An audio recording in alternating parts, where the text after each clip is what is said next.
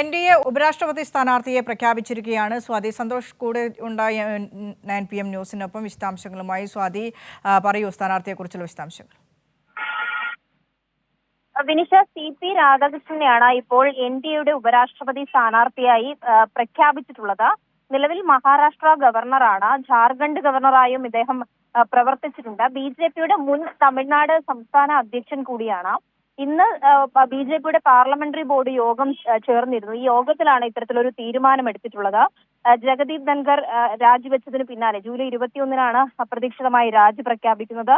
അതിന് പിന്നാലെ തന്നെ ഉപരാഷ്ട്രപതി തെരഞ്ഞെടുപ്പിന് അത് വഴിയൊരുങ്ങുകയായിരുന്നു. മാത്രമല്ല, ഇത് സംബന്ധിച്ച വലിയ ചർച്ചകൾ എൻഡിഎയിൽ അടക്കം നടക്കുന്ന സാഹചര്യമുണ്ട്. ചൊവ്വാഴ്ച എൻഡിഎയുടെ തന്നെ യോഗം ചേരുന്നുണ്ട്. ഇപ്പോൾ പ്രതിപക്ഷത്തിന്റെ പിന്തുണ തേടുമെന്നുള്ളതാണ് JP നദ്ദ അറിയിച്ചിട്ടുള്ളത്.